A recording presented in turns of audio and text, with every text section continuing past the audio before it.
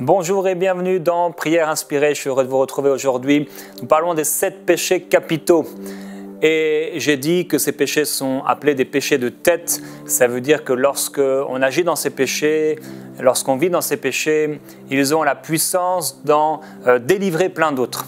Et si vous marchez dans la colère, eh bien vous allez certainement marcher également dans l'amertume, dans l'animosité, dans la clameur, dans les calomnies, etc. Il en est ainsi de chacun de ces 7 péchés capitaux.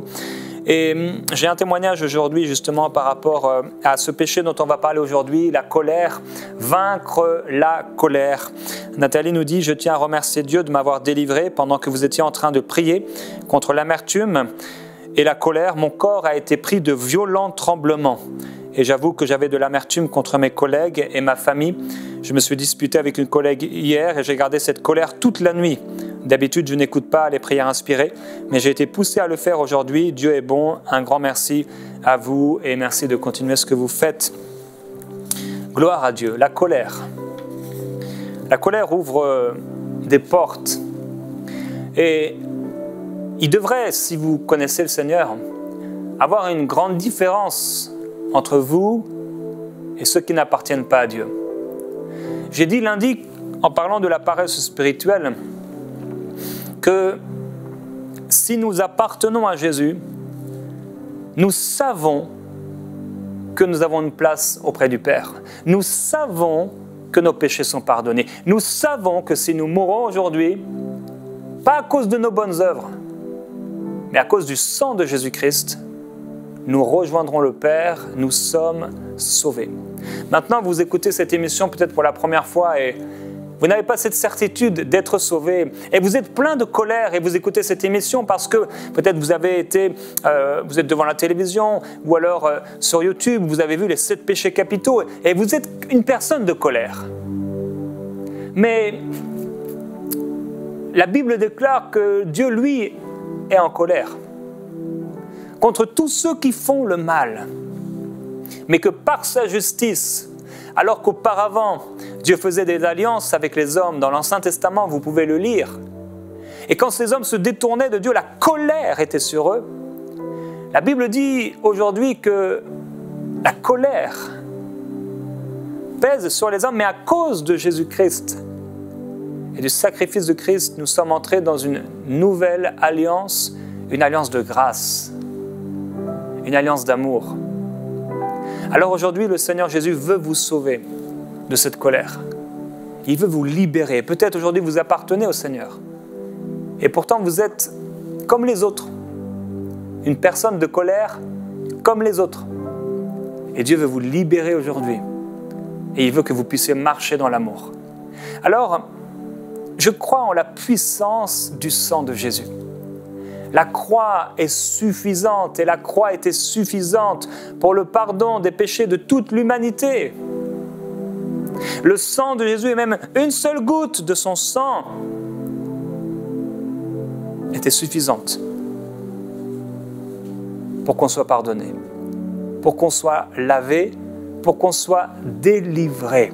Le Seigneur veut vous délivrer de la colère. Et dans Éphésiens, au chapitre 4, et au verset 26, il est écrit « Si vous vous mettez en colère », ça veut dire que ça peut arriver. Si vous vous mettez en colère, ne péchez pas. Et là, on voit qu'il y a une différence entre le simple fait d'être en colère et le fait de pécher. Dieu est en colère, mais il ne pêche pas. La colère divine est une sainte colère. La colère des hommes n'accomplit pas la justice de Dieu. Alors, il est écrit, si vous vous mettez en colère, ne péchez pas.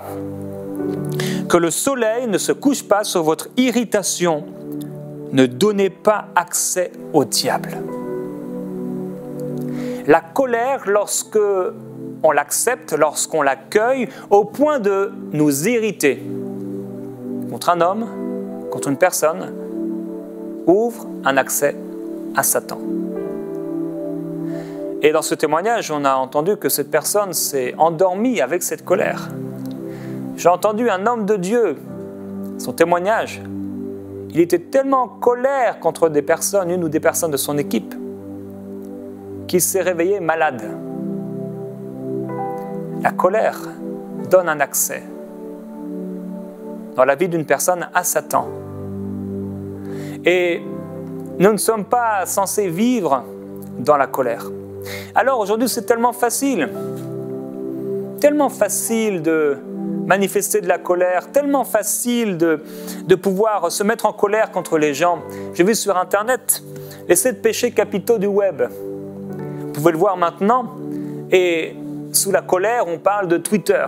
Et que ce soit Twitter ou d'autres réseaux sociaux, c'est tellement facile. Et vous pouvez voir, et vous avez déjà vu comme moi certainement, des fils et des fils de discussions, des discussions interminables. La Bible parle de ces discussions interminables. Ceux qui aiment ce genre de discussions, ils sont ennemis de Dieu. C'est tellement facile aujourd'hui de réagir, de répondre. C'est tellement facile. Auparavant, il fallait sortir de sa maison, il fallait rencontrer quelqu'un et être peut-être, au cours d'une discussion ou un moment, devant une situation qui pouvait nous mettre en colère. Mais maintenant, il suffit d'aller sur Internet, d'être sur Facebook, Twitter ou autre part, et de voir des gens en colère, qui ont la haine, et qui donnent des accès à Satan dans leur vie. Je ne veux pas ni vivre dans la colère, ni m'endormir dans la colère, et j'ai refusé dans ma vie de m'endormir et d'accepter la colère ou l'amertume contre quelqu'un. Je refuse de m'endormir avec un cœur amer. Je refuse même de garder une amertume dans mon cœur s'il m'est arrivé plus de quelques minutes. Parce que je sais combien cette amertume et cette colère est loin du cœur de Dieu. La colère de l'homme n'accomplit pas la justice de Dieu. Et l'apôtre Paul dit dans 1 Timothée au chapitre 2 et au verset 8, il est écrit ici, et si vous pouvez le voir, « Je veux donc que les hommes prient en tout lieu, en élevant des mains pures, sans colère, ni contestation. » La colère et la haine, l'amertume vont nous empêcher de pouvoir être forts dans la prière. La colère, l'amertume ont la capacité de nous éloigner des promesses de Dieu. Il y a un héritage, mais on n'arrive pas à en bénéficier à cause de la colère dans le cœur. Et l'apôtre Paul il dit, mais je veux que les hommes prient en tout lieu, oui, mais en élevant des mains pures qui sont des mains sans colère.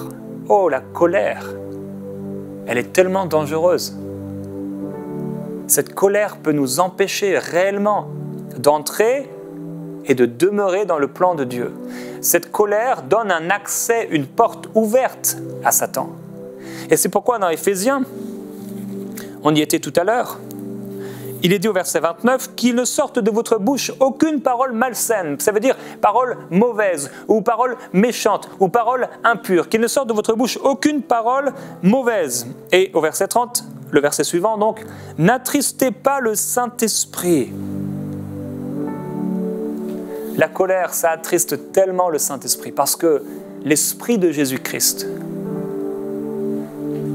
cet esprit qui revêtait, qui couvrait le Seigneur Jésus-Christ et qui remplissait le Seigneur Jésus-Christ, l'a amené à mourir pour les hommes et il s'est écrié sur la croix, pardonne-leur, parce qu'ils ne savent pas ce qu'ils font. Il avait les mains levées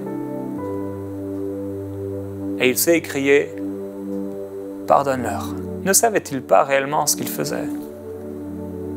Il savait ce qu'il faisait. Pas complètement et totalement, mais la grâce et l'amour de Jésus-Christ couvraient leurs fautes et leurs péchés. L'amour croit tout, l'amour espère tout. L'amour pardonne. Et c'est pourquoi il dit au verset suivant encore que toute amertume, animosité, colère, clameur, calomnie, ainsi que toute méchanceté soit ôtée du milieu de vous, mais soyez bons les uns envers les autres, compatissants, faites-vous grâce réciproquement, ça veut dire les uns avec les autres, les uns envers les autres, comme Dieu vous a fait grâce en Christ. Frères et sœurs, est-ce que le Seigneur Jésus-Christ nous a-t-il pas fait grâce? La grâce a été et est encore, j'aimerais le dire encore aujourd'hui, immense envers nous. On méritait la mort et le jugement. On méritait d'être séparés de Dieu éternellement. Et son amour nous a couverts. Son amour a effacé tous nos péchés. C'est la grâce. L'apôtre continue, il dit « Soyez donc mes imitateurs. » Pardon, soyez les imitateurs de Dieu. Ailleurs, il dira « mes imitateurs. » Comme des enfants bien-aimés et marchez dans l'amour. J'ai écrit ce livre, Walk in Love, Marche dans l'amour. Et dans ce livre, j'ai partagé quel était le plus grand poison de la vie d'un croyant pour l'empêcher d'entrer dans sa destinée. Et c'est la rébellion. La rébellion, c'est la colère dans le cœur d'un homme. Il est rebelle à l'autorité divine. Il est rebelle aux autorités. Et à cause de cela, ça devient un poison dans sa vie. Parce qu'il a ouvert une porte. Comme Judas qui a ouvert une porte et Satan est entré en lui. Plusieurs personnes parmi vous, vous êtes malades dans votre corps à cause de la colère, à cause de l'animosité, parce que vous avez de l'amertume dans votre cœur. Et le Seigneur veut vous guérir. Il a la puissance de vous libérer. Je crois qu'aujourd'hui, plusieurs personnes parmi vous, vous allez être complètement, instantanément guéris et délivrés de cette maladie qui avait comme source la colère et la haine, l'amertume. L'apôtre Jacques dit dans son épître au chapitre 1 et au verset 19, il dit « Sachez-le, mes frères bien-aimés, que tout homme soit prompt à écouter, lent à parler, lent à la colère, car la colère de l'homme n'accomplit pas la justice de Dieu. » On doit être lent à la colère. Et il dit, c'est pourquoi rejeter toute souillure et tout excès de méchanceté. On doit enlever toute méchanceté de notre cœur. On doit développer un caractère doux et paisible. Plusieurs personnes parmi vous, vous êtes des gens de colère. Vous êtes régulièrement en colère, c'est pas normal. Si vous appartenez à Jésus, c'est pas normal. Vous pouvez triompher de la colère par la miséricorde. La miséricorde triomphe du jugement. Et quand vous marchez dans l'amour, vous êtes libéré de la colère. Quand vous marchez dans l'amour, vous pouvez voir une situation, être confronté à quelqu'un qui vous a fait du mal et avoir envie de vous mettre en colère. Mais Christ a tellement grandi dans vos cœurs par le Saint-Esprit que vous ne pouvez pas, vous ne réussissez pas à vous mettre en colère. La maîtrise de soi, l'amour, la douceur, la paix, ce qu'on a appelé la tempérance. La Bible dit que votre douceur soit connue de tous. Je veux, pour ma propre vie, mais je le veux également pour vous-même. Je désire que vous puissiez être connu à cause de votre douceur.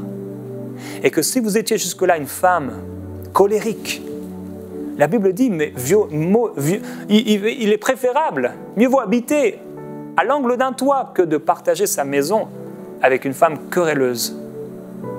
C'est une réalité pour l'homme, c'est une réalité pour la femme. Tu peux changer et tu peux abandonner la colère. Dieu dit, abandonne la colère. Et dans Colossiens, au chapitre 3,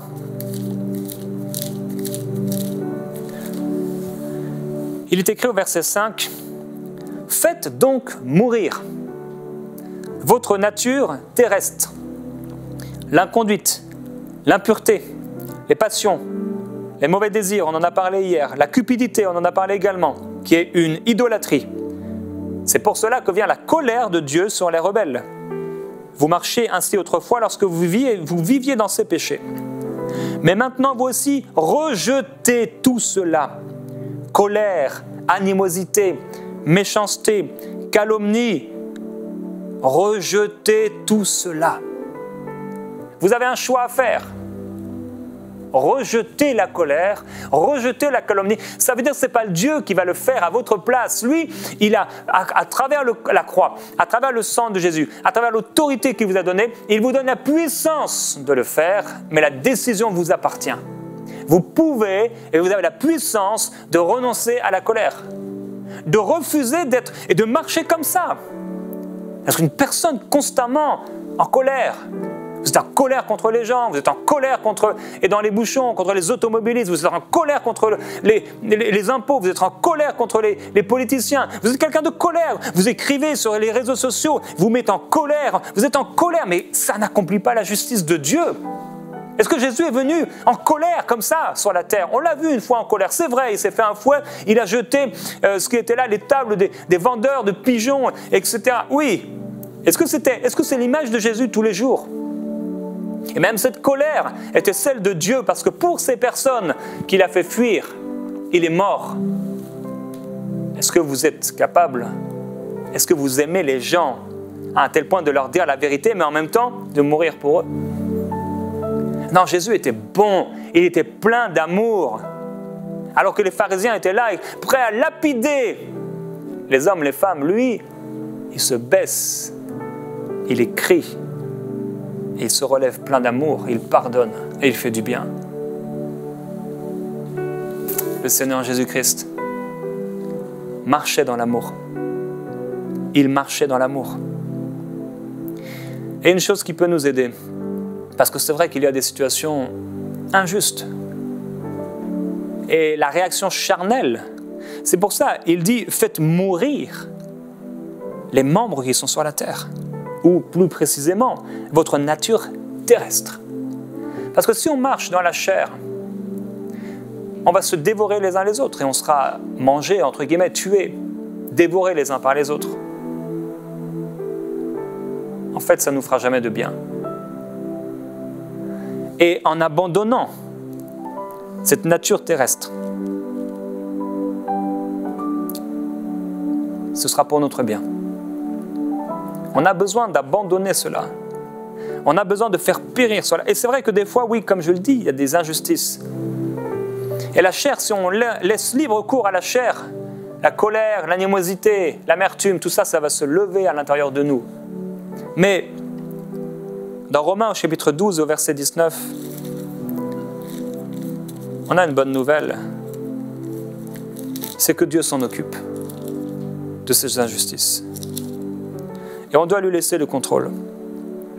Il est écrit, ne vous vengez pas vous-même, bien-aimés, mais laissez agir la colère, car il est écrit, à moi la vengeance, à moi la rétribution, dit le Seigneur.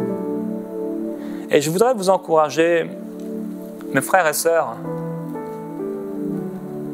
à renoncer à cette colère et à ne pas vous venger vous-même, mais à laisser le Seigneur vous venger. Et non pas dans une prière, Seigneur, mets à mort mes ennemis, Seigneur, venge-moi de mes ennemis. Non. Jésus dit, faites du bien à ceux qui vous maudissent. Priez même pour ceux qui vous persécutent. Le Seigneur Jésus marchait dans l'amour. Et comme il a marché, on doit marcher. Mon frère, ma sœur, tu es peut-être en train de lutter à l'intérieur, mais tu ne pourras pas lutter longtemps contre Dieu si tu veux marcher avec lui. Tu dois prendre cette décision d'abandonner la colère et de renoncer à la colère. Parce qu'elle te fait du mal. Et parce que tu es peut-être connu pour une personne colérique et les gens ne veulent pas, et ils ont du mal, et tu as du mal peut-être à avoir des amis à moins que ce soit des amis comme toi, qui sont constamment en train de critiquer et de cracher sur les gens. On doit faire attention. On ne peut pas se permettre de dire tout ce qu'on ressent, tout ce que la chair voudrait dire et faire. Non, j'aimerais vous rappeler ce que dit Galates, chapitre 5, je crois, verset 24. Ceux qui sont à Jésus-Christ ont crucifié la chair avec ses passions et ses désirs. Père, je veux te glorifier pour ta parole. Je veux te remercier pour l'amour de Jésus-Christ qui nous étreint. L'amour de Jésus-Christ que tu as déversé dans nos cœurs par le Saint-Esprit. Et Saint-Esprit, beaucoup t'ont attristé. Ils se vengent eux-mêmes en choisissant la colère. Père, je prie pour cette personne qui est tombée malade à cause de la colère. Peut-être ce qui lui est arrivé, c'était tellement injuste, tellement mal.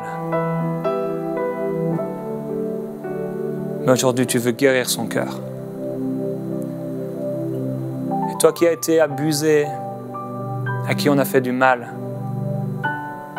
aujourd'hui, Dieu te donne le pouvoir de pardonner. Et le pardon, c'est une décision, ce n'est pas une émotion. Tu n'as pas besoin de sentir que tu pardonnes. Tu as juste besoin d'obéir à Dieu et de pardonner. Et dis-le avec ta bouche, je pardonne à cette personne. Je pardonne à cette personne.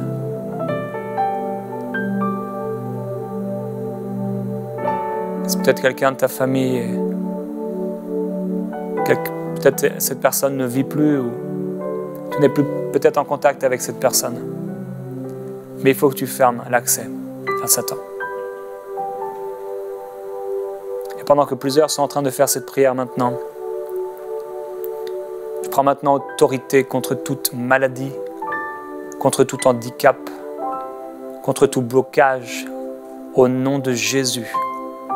Je déclare la libération de cette personne, la gloire de Jésus-Christ sur elle. Alléluia. Soyez guéris maintenant. Alors que vous avez pris la décision de pardonner, que vous avez renoncé à la haine, à la colère, l'amertume, l'animosité, soyez guéris au nom de Jésus. Plusieurs personnes encore, vous avez une intimité avec Dieu qui est tellement faible et c'est devenu une religion. C'est très religieux. Vous vivez rien avec Dieu. Pourquoi? C'est la colère. Vous détestez vos frères, vous détestez cette sœur. Vous avez de la haine pour ce pasteur. Mais comment Dieu pourrait faire pleuvoir sur vous? En réalité, sa pluie tombe sur le méchant et sur le bon, mais la haine et la colère sont comme un parapluie qui nous empêche de goûter, bénéficier de la pluie d'en haut. C'est comme des murs et des pierres qui sont sur nos têtes. Pierres de colère, pierres de haine, et qui nous empêchent d'être rafraîchis, vivifiés.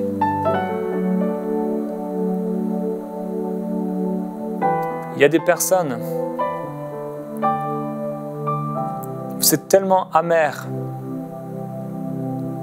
Et dans ce temps de prière, les cœurs tournés vers le Seigneur, les yeux fermés, il y a tellement de personnes sur votre chemin qui vous ont blessé, de qui vous avez parlé en mal, et vous ne pouvez pas continuer comme ça. Ça doit s'arrêter.